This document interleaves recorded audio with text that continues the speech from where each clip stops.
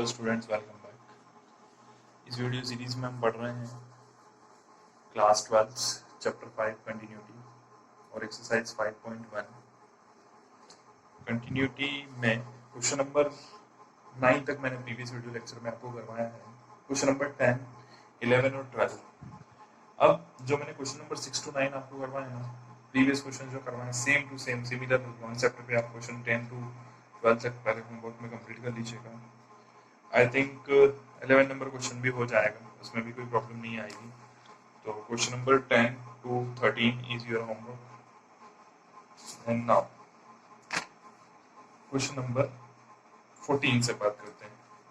देखो, मैं ये चाह रहा हूँ कि जो बड़े क्वेश्चन है, जो आपको देख के डर लगता है, वो मैं यहाँ सॉल्व करवा दूँ, बाकी उनके बेसिस पे जो सेम क्वेश्चन चल रहे हैं वो आप सॉल्व करते जाए, है ना। तो देखते हैं क्वेश्चन नंबर 14 की बात करें। क्वेश्चन नंबर 14, 15 इन पे कुछ बात करेंगे अपन, है ना। देखते हैं 17 तो भी करवाना ही पड़ेगा। उसके पहले मैं क्वेश्चन नंबर 14, 15 ये खाली आपको एक्सप्लेन कर देता हूँ कैसे करना है, क्योंकि मैंने पहले करवा चुका हूँ क्वेश्चंस। मतलब ये क्वेश्चन नहीं करवाए हैं, इसके भाई लोग करवाए हैं, तो सेम प्रोसीजर से ये भी होंगे, इसलिए। Question number 3, 4 and 5 if x is less than equals to 0 is less than equals to x and equal to 1। दूसरी बार में क्या बोला इसने, 1 less than x less then 3, और यहाँ पे क्या बोला इसने, जो है 3 less than x less than 10 equal to b।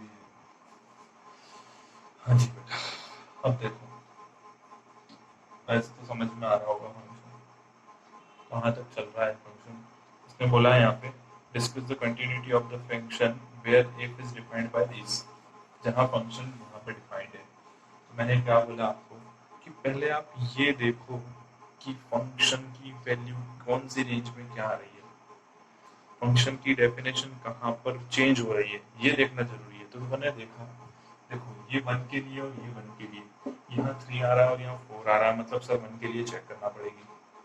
दूसरी बात देखें, यहाँ 3 के लिए 4 आ रहा था, यही 3 के लिए 5 आ रहा है, मतलब यहाँ भी सर फंक्शन को चेक करना पड़ेगा।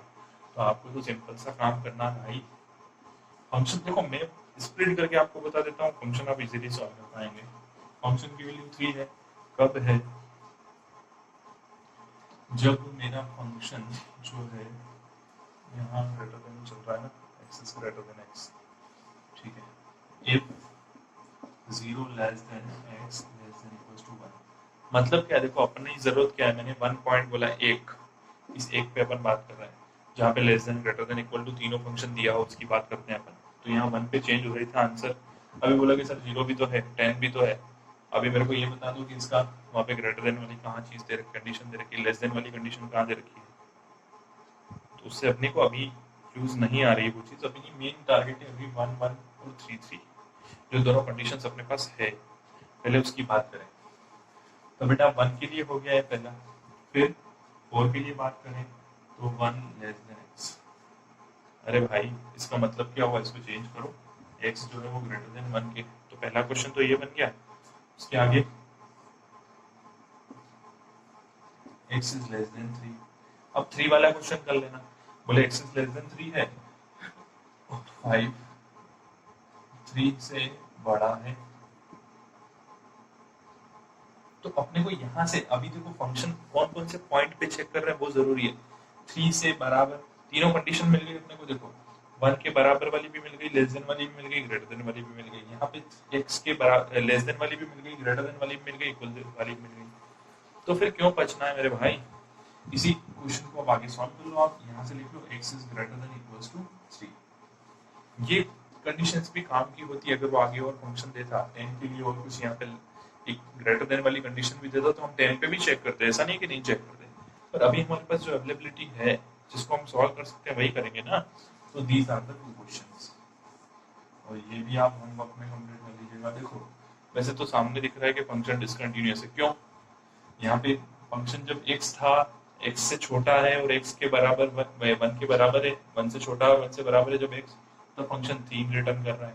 और जैसे ही ग्रेटर देन हो जाता है 4 रिटर्न कर रहा है, तो 3 और 4 बराबर कभी आएंगे नहीं, तो फंक्शन डिसकंटिन्यूअस हो गया। इसी तरह से यहाँ पर भी होगा, ये जब लेस देन 3 है तो 4 आ रहा है, और ग्रेटर देन इक्वल टू 3 है तो 5 आ रहा है। इस तरह से आपको क्वेश्चन नंबर 14, 15 और 16 तीनों ब्रेक करके और आप क्वेश्चन को सॉल्व कर लीजिएगा। मैं क्वेश्चन नंबर 17 करवा देता हूँ आपको, है ना, तो देखते हैं।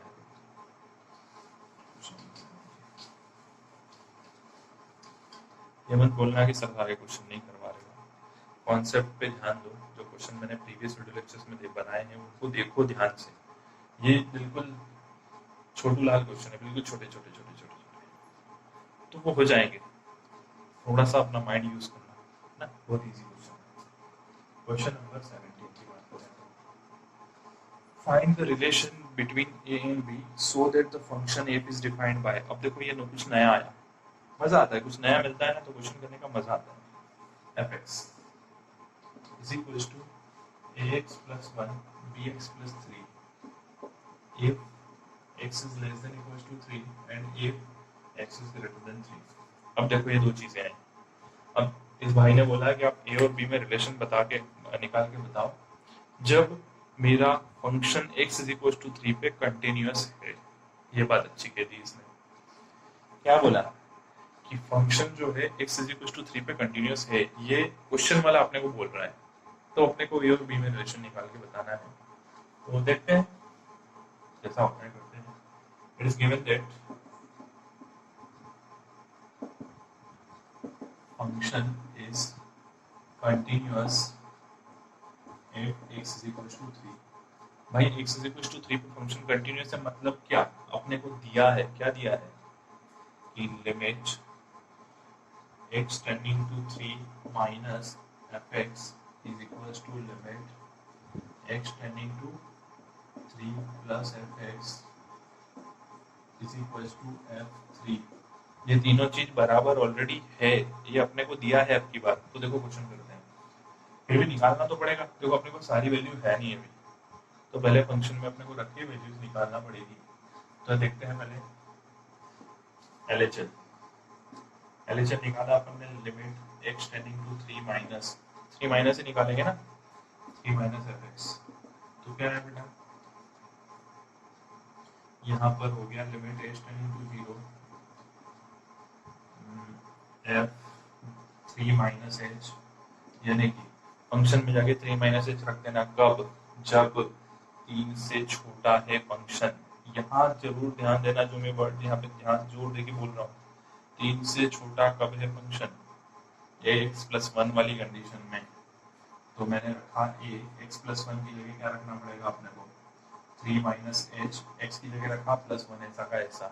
तो क्या आया बेटा, ये आया h की जगह, तो यहाँ लिमिट रखना भूल गया मैं, लिमिट h टेंडिंग टू 0, तो h की जगह तो 0 रखा, तो क्या आया 3a प्लस 1 आया ना।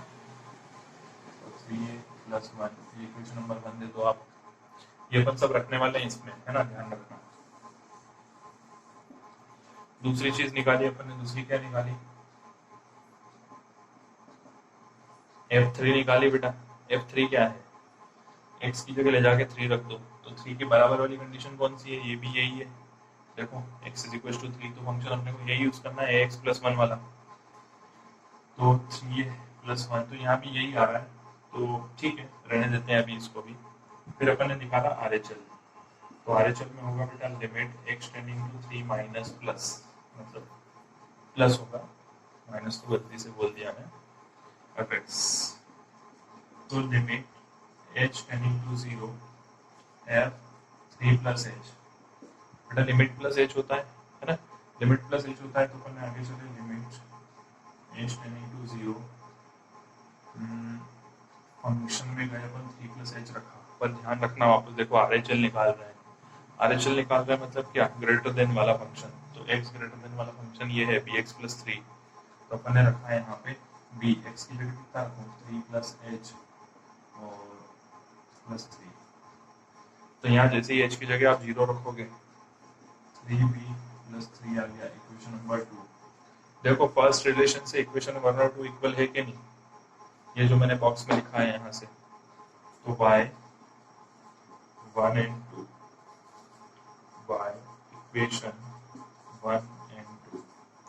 भैया एक और दो इक्वेशन को हमने यूज किया तो आया 3a + 1 और इज इक्वल्स टू 3b + 3। तो ये क्या रिलेशन ही आ गया एक तरह से।